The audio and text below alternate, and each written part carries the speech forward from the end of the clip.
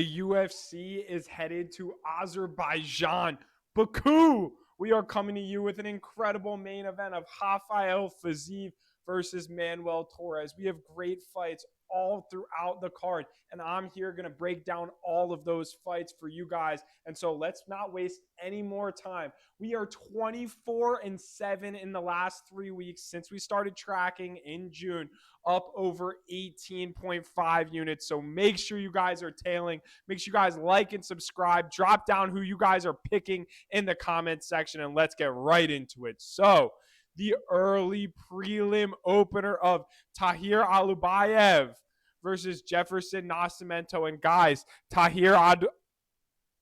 is it Abdullayev? I'm sorry, guys. Tahir Abdullayev, the man, the myth, the legend. You guys can tell from his picture. He's chiseled. No, Tahir Abdullayev is seriously, he's a jacked guy. I watched some of his regional tape, though, and if I'm going to be honest, I think this guy is kind of a can. I think he's kind of a can. There are certain fighters who you see kind of just wits in there once they get hit with a good body shot. And when you get wits in there, when you get hit with one good body shot on the regional scene, and you're not fighting the most talented guys on that regional scene, albeit, in those circumstances as well. And so it makes me want to go with a guy in Jefferson Nascimento who was scheduled to be on the Contender Series, had a lot of hype and looked so good in his regional footage that they actually decided to forego his Contender Series appearance. They signed him right to the UFC. I do understand why Tahir Abdullayev is in the UFC in this moment. Guy from Azerbaijan, give him his moment on the Azerbaijan card in Baku. But guys, we got to go with Jefferson Nascimento as an underdog here. I think there's just absolutely so much value on Jefferson. I really think that this guy, Tahir Abdullayev, is only really a favorite because he's from Azerbaijan.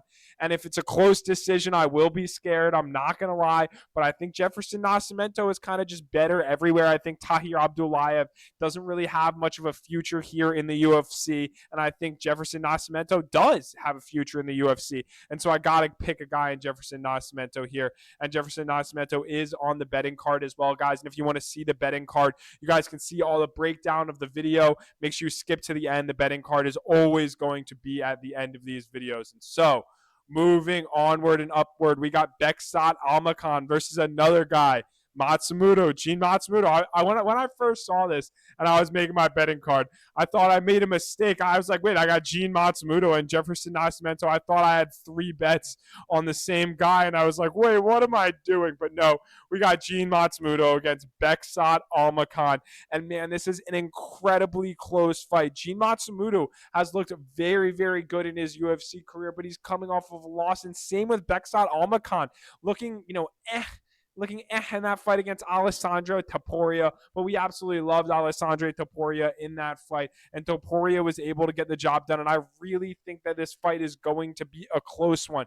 Guys, I absolutely love this fight to go the distance, the fight to, end in decision. And so, going over to UFCSavant.com, if we look up Matsumoto, we want to see Matsumoto's statistics, obviously, because, I'm a little bit confused. I'm not really sure who to pick, and we see Matsumoto has a negative striking success rate, but we can tell with his significant strikes landed per minute being in the 82nd percentile, he's someone who's going to fight at a higher pace and is going to land a lot to take a lot. And man, he does look solid. He looks solid. I won't lie. Matsumoto looks solid. And let's look at Bekzat Almakan in here. And man, how the hell do you spell I saw him down there. Bekzat Almakan. And you look at Bekzat striking, and oh my God, it's diabolical.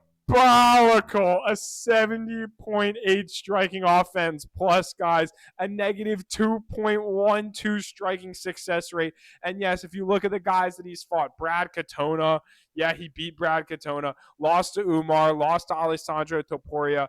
And so, you're like, oh, well, the level of competition has been good, but Bekzat Almakan has, fared not as well as some other opponents have against that same level of competition. And so only landing 1.6 significant strikes per minute, man, that is terrible. That is diabolical. diabolical. And so give me a guy in Gene Matsumoto who I think is just a little bit more talented, is going to be more active, is going to push the pace, as we can tell from the striking success rates, from the data, has really had some more success in the UFC, has been able to land his strikes. And really, we've seen Bekzat Almakan be largely ineffective on the feet, and we know that he attempts takedowns and he has some solid grappling, but we haven't seen it that. And yes, we see the knockdown rate, and that's Bekzat. Bekzat has some power, but I think Gene Matsumoto, I think this fight is going to be a decision. I think it's going to be close, man. I think it is going to be close because Bekzat has fought really high levels of competition. But give me Gene Matsumoto, who I think is just a little bit better everywhere. And thank you. UFCSavant.com has the best UFC fighter analytics in the game. And would you look at that, an MMA Outlaw advertisement. And if you click on that advertisement, whoa! Where are we going here? We're going to the Outlaw YouTube, and we got to make sure you guys smash the like and subscribe button. Make sure you guys use UFCSavant.com for the best advanced fighter analytics in the game. But so, guys, let's get back into the breakdown. Daniil Donchenko versus Theodor Berggren. And, guys, I am telling you, Daniil Donchenko is about to walk through Theodor Berggren unlike anything we've ever seen before. We've seen Daniil Donchenko absolutely dominate Alex Morono. Everyone's like, well, Outlaw, man, he was supposed to get the finish, man. Daniil Donchenko, he didn't get the finish against Alex Great White Morono, man. Alex Morono sucks. Everyone underrates Alex Morono. You guys don't understand. People forget, man, Alex Morono. He wraps people up like a blunt. Wraps up those submissions. Incredible from Alex Morono. We've seen Alex Morono. He uses the hands, pieces up Santiago Ponzinibbio. We've seen Alex Morono get chinned once before, yes. So what? So what? Daniil Donchenko didn't KO Alex Morono. He is going to walk through Theodor Berggren.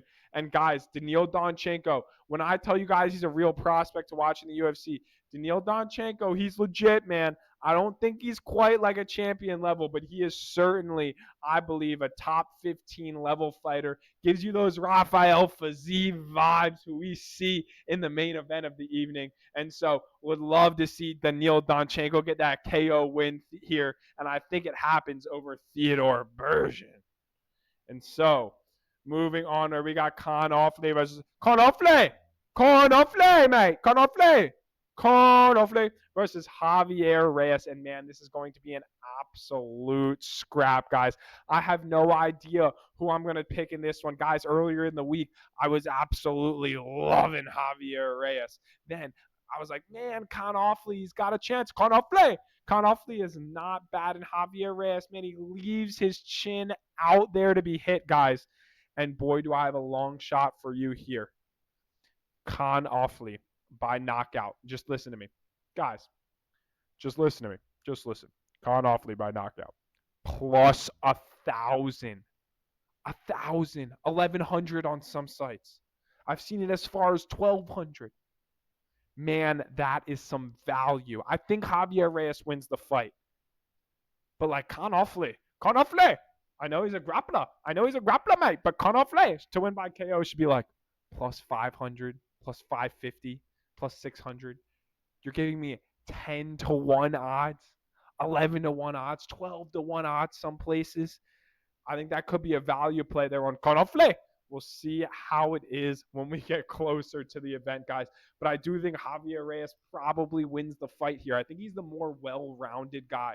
I think he has a lot of ability on the feet, has some ability to move forward here, has some ability to fight on the back foot as well. We've seen him get clipped before. The chin leaves something to be desired, but he's very aggressive, and we love his mindset as well. Some of these guys, you can tell, they have that fighter's mindset. We've seen Javier Reyes get hurt and jump right back in there. But on the regional scene, we have seen Javier Reyes lose. We saw Javier Reyes get slimed out by a guy in Larion Douglas, who is coming into the UFC by storm, an incredible knockout artist in Larion Douglas, that is. But, man, I'm not totally sure on this one. I'm going to lean Javier Reyes here. And right now, I do have Javier Reyes on my betting card for a unit. But, guys, I might even take that off before the end of the week. So I tread water lightly here with this Javier Reyes one. I think Reyes could absolutely get the job done, but I think Ofli has a lot of ways to win as well. And it really is an incredibly close fight. And I think people love Javier Reyes because of the name, because of the entertainment value. And so I think people are going to be taking Javier Reyes. And man, I was taking Javier Reyes at the beginning of the week too, and now I'm leaning Ofli. Now I'm leaning Ofli. Golly, guys. You guys are seeing it right here in live time. The Outlaw has switched his pick, and he will be taking something off of his card. Ofli. Ofli. Take the unit that I put on Javier Reyes and put it on Ofli. Ofli. Put it on Ofli, absolutely, and take Ofli to win by knockout for a little sprinkle. The freaking Australian man. Is he Australian? Yeah, he's the Australian man. I thought he was, for a second, I thought he was from New Zealand there for a second. But the Australian, Ofli, to win. So Nursulton Ruziboev versus Andrey Pulyaev. And guys, this one's an incredibly close fight as well. Andrey Pulyaev is kind of stuck in there with some guys who, maybe people thought he should get slimed out by an Bekzat, and he's just able to just stick in there for longer than people think. And he hasn't had the utmost UFC success, but he's been put up in there against guys that are incredibly talented, and he's had incredibly good performances where people thought he was just going to get slimed out. And he goes in there and puts on a fine 3-round decision. And so Andrey Pulyaev, he's pretty solid. He's pretty solid. Nursulton Ruziboev also pretty solid. Kind of these guys are at similar points in their career. Ruziboev has been in there against some better competition, I will say, or just some more proven competition, maybe not more skilled. Like we saw Ruziboev in there against Joaquin Buckley. We saw Buckley be able to get the takedowns off. I don't really think Pulyaev is going to be able to get the takedowns off on Ruziboev. I think if anyone's grappling, it's probably going to be Ruziboev trying to grapple Pulyaev. I think Ruziboev can be there to be hit at times. We saw him get hurt in one of his fights previously, but I just think Ruziboev is the better fighter here. I think he's just a little bit more well-rounded. I think he has a little bit more aggression. I think he has a little bit more power. And in fights like this, it does make me want to go back here to UFC Savant. I know I don't have a fight. Ruziboev. How do you spell that? How do you spell Ruziboev? Nursulton Ruziboev. Yeah, man, he maybe is not as active as I think he is, but we see that knockdown rate, a power strike rate, very, very high, just like an average striker here in the UFC, was given a 100 rating. And so for his striking offense plus, and Pulyaev is just slightly worse. But when you look against that competition, man, a Bekzat, Christian Leroy Duncan, those are performances. Those are good performances. Losing by decision to those guys, that's a good look. That's a good look. I think this is one of the hardest fights to pick on the card. Man, I have no idea what I'm going to do here. Again, at the beginning, before I looked at UFCSavant.com, coming into the video, I was thinking, man, Ruziboev is just a little bit better everywhere. And guys, this is one thing that I'm going to look at. I do want to look at Pulyaev.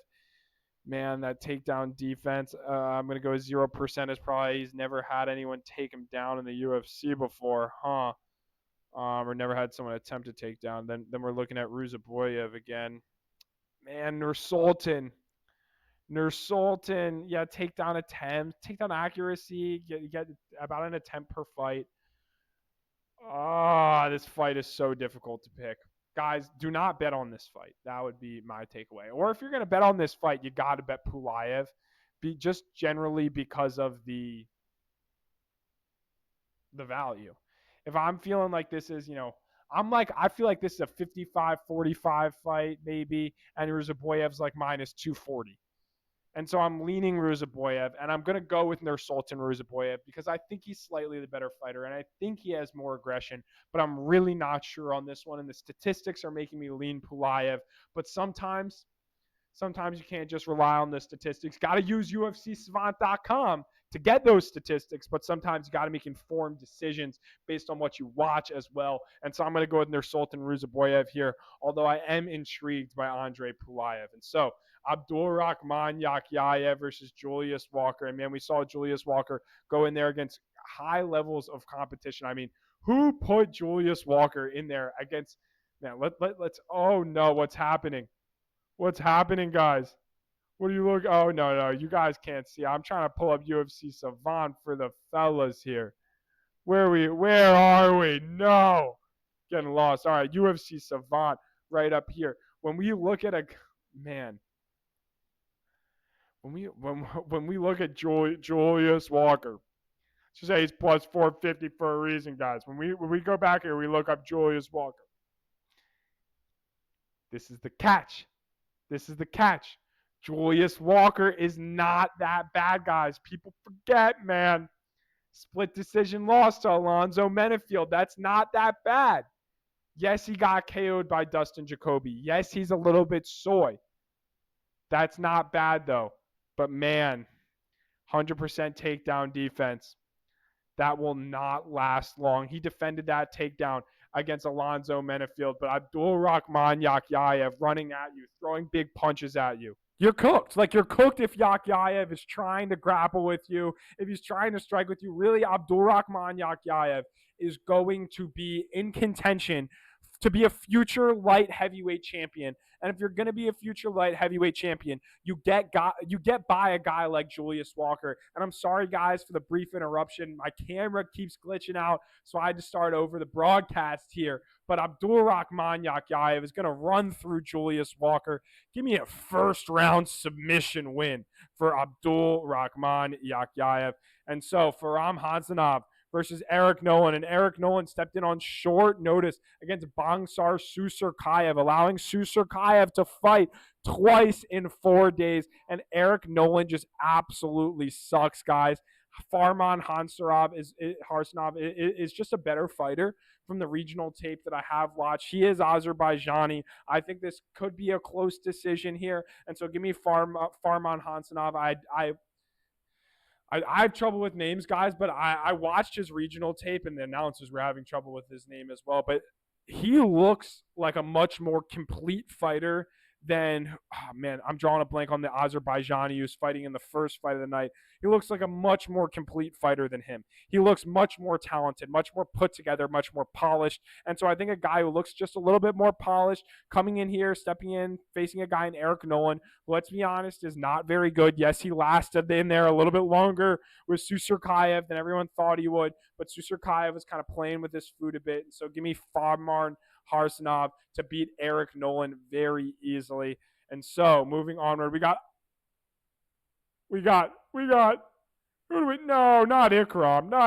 We got Abus, one of my favorite fighters in the UFC, Abus Magomedov taking on Michal Oleksiejczuk, a fight that is just absolutely incredible. To what do we owe the pleasure? Michal Oleksiejczuk goes in there and tries to sling big left hands. He's known for that Polish power. That famous Polish power, man. I'm getting so excited for this fight. I'm spitting, man. Michal Oleksiejczuk has a big left hook and is incredibly talented on the feet. But the second the fight hits the ground, that is Abus Magomedov's world, especially in a fight of this nature. Abus Magomedov will tear apart Michal Oleksiejczuk on the ground. Abus Magomedov is the much more talented fighter, well-rounded fighter, I should say, in a fight of this nature. If we look, everyone's like, well, Michal Oleksiejczuk, man, he always gets subs. That means Abus Magomedov, he's going to sub him. And yes, I do think Abus Magomedov could absolutely take the back and sub Michal Oleksiejczuk early. But I really do think that this fight sees some more time. Michal Oleksiejczuk has been to decision 7 times in his UFC career. That may seem like more than, everyone's like, what, 7 times? And yeah, I know. That's what I thought. And Abus Magomedov will kind of just lay and pray a bit. And so I think Abus Magomedov gets the job done by decision, which is a plus 800 a plus 800 long shot, guys. We are going crazy on that long shot, but we are slamming Abus Magomedov as well because I really do think Abus Magomedov is going to take advantage of his ground gap. All of the public, all of the money is flowing in on Michal Oleksiejczuk. Everyone's like, oh, Abus Magomedov, he gassed against Sean Strickland, so he's going to get KO'd by Michal. No. Abus Magomedov on the money line. Abus to dominate this fight. You heard it here first. Moving on, we got Ikran Oleksiejczuk, man, versus Bruno Ferreira, dude. We got Ikran versus Bruno. This one's going to be a banger. Oh, my God. These two fights might be my two favorite fights on the entire card. Ikran Oleksiejczuk versus Bruno Ferreira. And, guys, everyone's like, well, Bruno Ferreira's got that big, meaty power, man. He's got that big power. And Ikran Oleksiejczuk, we saw him get KO'd. Oh, my God. We saw him get KO'd by Robert Whittaker, who sucks. But no. Robert Whittaker hit him with a very technical uppercut, which is actually the same technical uppercut that Ikran Oleksiejczuk got KO'd by during his time on the regional scene. Bruno Ferreira goes in there, he throws big punches. Yes, we've seen Bruno Ferreira pull off submissions. But guys, he's not a better grappler than Ikran Oleksiejczuk. I really think they're about equal on the ground here. I think Ikran Oleksiejczuk is the more fluid guy on the feet. I think he probably has an edge on the wrestling. I think Bruno Ferreira might have a small edge on the jiu-jitsu, but I think that will end up resulting in Ikran Oleksiejczuk kind of just getting some top pressure and not doing much with it. This is another fight that I think actually goes a lot longer than people think it. I love the over 1.5 in this spot, as well as Ikran Oleksiejczuk here. I think if you're giving me a guy, I think Ikram could win by submission. I think Ikram could win by decision. I think Ikram could win by KO. And Bruno Ferreira, the only way I see him winning is a huge right hand, huge hook out of nowhere, clipping Ikran Oleksiejczuk, and all of a sudden the fight's over. And so the only viable option for Bruno Ferreira is by KO, where Ikran Oleksiejczuk could win the fight in all three ways. And so give me the guy who I think is just a little bit better everywhere in Ikran Oleksiejczuk. Also, I think the judges might favor him a little bit. I think his gas tank's a little bit better as well, guys. And so give me Ikran Oleksiejczuk in the over 1.5 in this fight. And so Asu Almabayev versus Charles Johnson. And guys, this is horrible. The public underdog of the week, Charles Johnson, is going to go crumbling down at the hands of Asu Almabayev, because Asu Almabayev is an incredibly talented grappler. And everyone's like, well, man, Charles Johnson, dude, he's got great grappling defense, man. He's that tall guy. He's great grappling defense. He pops right up. But he doesn't really. And Asu Almabayev really controls people at an elite level. Asu Almabayev really does have pop. He really does have power in the hands. And these shorter, stockier guys that can wrestle, that have a lot of pop in the hands, are typically the guys that we've seen give Charles Johnson trouble. That's the Alex Perez archetype. That's the guy who's able to beat Charles Johnson. And I think Asu Almabayev is a little bit better than an Alex. He's a better version of Alex Perez. Maybe Perez a little bit better boxing, but I don't think it's really that close. I think Almabayev is better than Perez, is a better version of him, and Almabayev is going to go in there and work the same game plan as Perez, try and piece up Charles Johnson on the feet, work in some takedowns. I don't think Charles Johnson gets finished here in this fight, but I think Asu Almabayev works his way to an easy decision victory here against Charles Johnson. And so, golly, the camera keeps going out. It's catastrophic, man. And so, guys, before the camera rudely interrupted us, Nazim Sadikov versus Matthias Camilo, guys.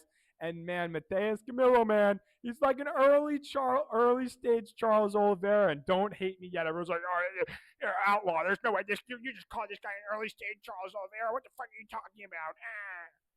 Matthias Camilo has pop in the hands.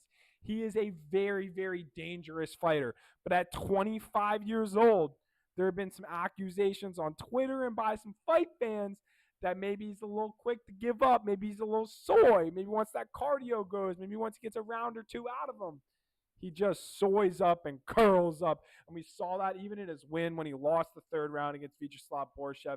But Matthias Camilo has some real pop. And Nazim Sadikov, I don't know why I said Nazim.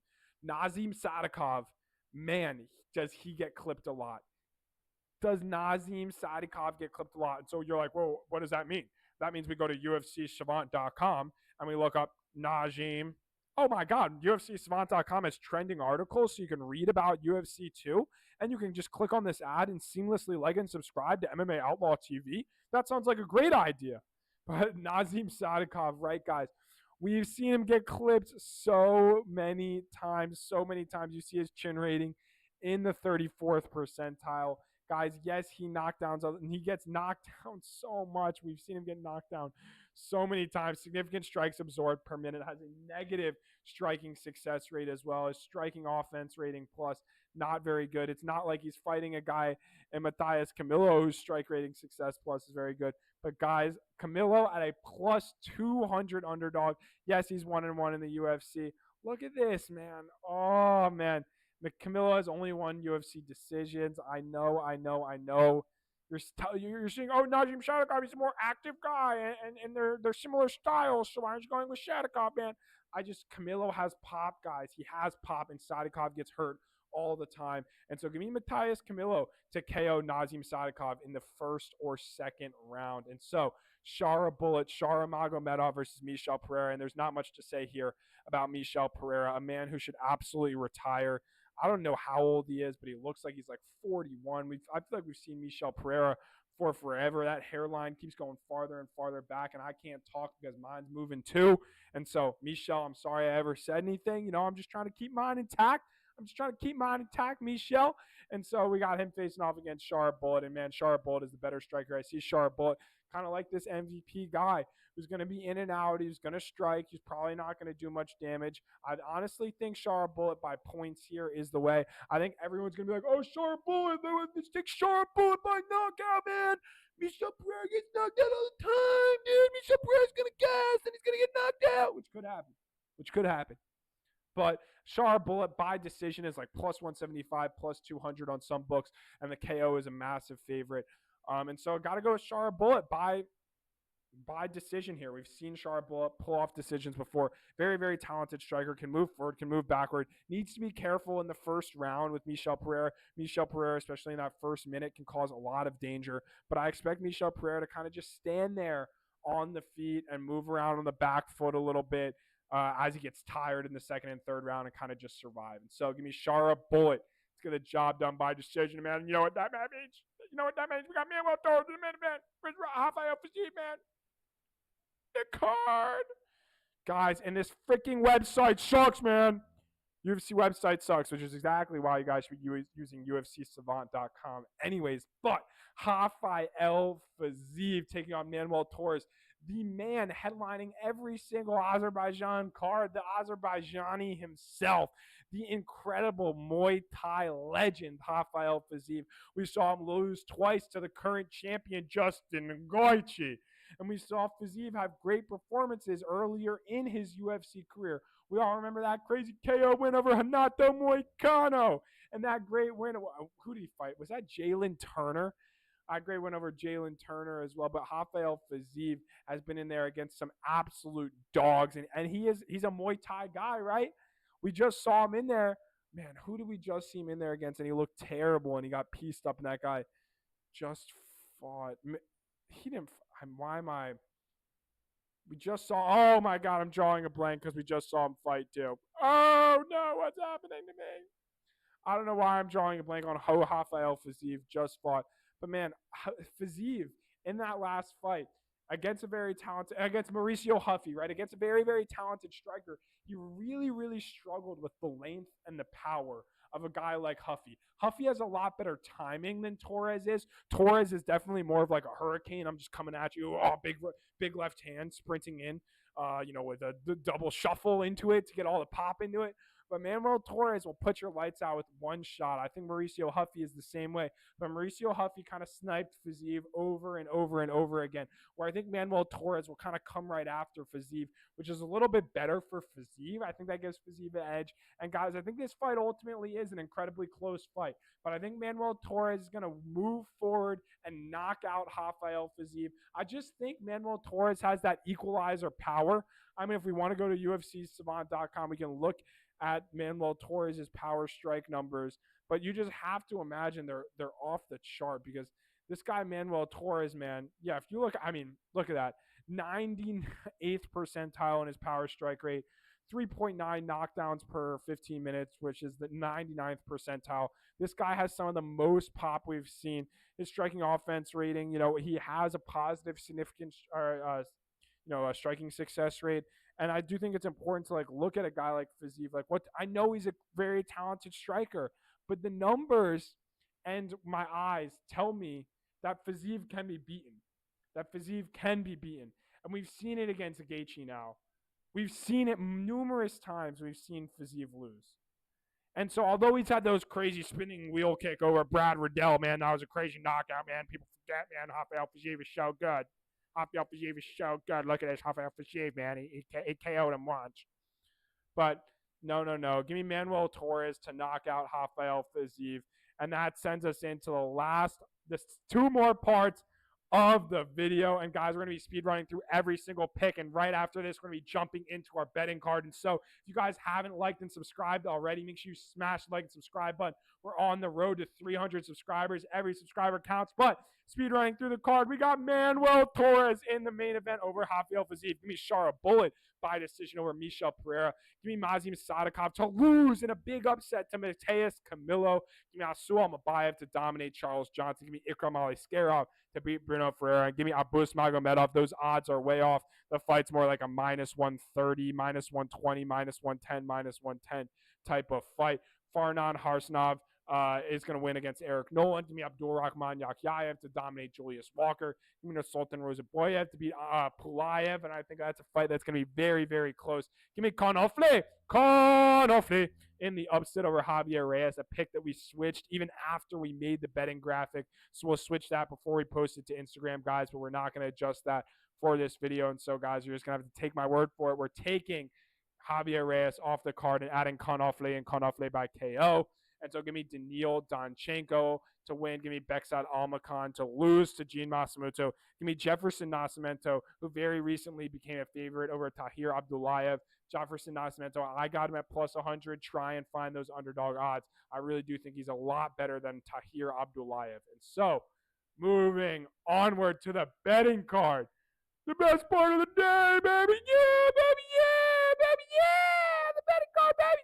Jefferson Nascimento is a 2-unit play at plus 100 odds. That is the first fight of the night. Give me Matsumoto on the money line and Matsumoto by decision. Guys, we talked about that. I love that fight. I think that fight is going to be a close one. It's going to go the distance.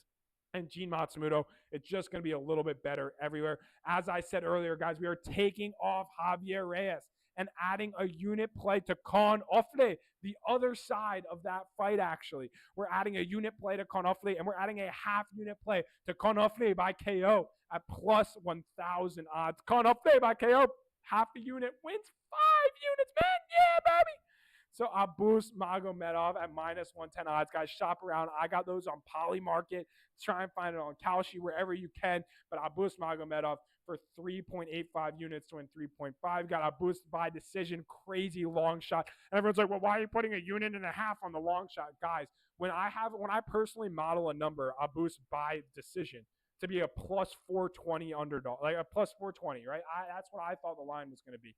And I see a plus 800. I need to deploy units. Even if I lose, there's so much value there on a boost by decision. Give me Mateus Camilo by money line. As I said, give me by round 1 KO and by round 2 KO. Give me Shara Bullet by decision. Give me Manuel Torres on the money line. And Manuel Torres, if he's going to win, he's going to knock out Rafael Fiziev. And so give me Manuel Torres by KO. And then 2 parlays for you guys. We got a 2-leg parlay. Ikran Oleksiejczuk on the money line with Asu Almabayev on the money line. That one is an absolute lock. And then we got the long shot parlay for you guys. Abus Magomedov by decision at plus 800 with Mateus Camilo by knockout at plus 500. And guys, there's just value on both of those lines. Mateus Camilo, if he beats a guy like if he's able to beat a guy like Nazim Sadikov, he's going to find the chin. Nazim Sadikov is chinny. He's going to drop him at least once in this fight, and I really think he's going to find the finish. And so I absolutely love that long shot, putting half a unit on it to win 26.5 units. And then, guys, we do have 2 round bets as well. We have Magomed not Magomedov. Abus Magomedov. Man, I'm going all over. I was about to say Habib Nurmagomedov. No, we got Abus Magomedov by not by. Jeez, outlaw. Start over here, man. Here we go. We got. We got Abus Magomedov versus Michal Oleksiejczuk over 1.5 rounds. We talked about that fight. I love Abus to take the fight to the ground. I don't think Michal is going to be able to find the early KO. And so give me that over right there. And then here we go, guys. Got to bring you guys to the bottom of the graphic, too. We got Ikram Ali Scarab versus Bruno Ferreira over 1.5 rounds as well. We talked about liking that over there. We think that fight is going to play out over a longer course of time. I don't think Ferreira is going to find that big KO, and I think Ferreira is hard to put out of there. I think Ikram can really win anyway, but I expect it to be late. And so, guys, we're putting about 27 units on the line. Potential play out over 66 units. We love some of those plus money underdogs, and really think we're going to smack some of these guys. So let me know who you guys are taking in the comment section. Let me know what you're fading. Let me know what you're tailing. Let me know what you think is fire. Let me know what you're hella excited about for this fight night. But guys, that's all you're going to get from me on this one. And so as always, make sure you keep your eyes to the sky. As my boy UFC Lay always says, keep your eyes to the sky, never glued to your shoes. Peace.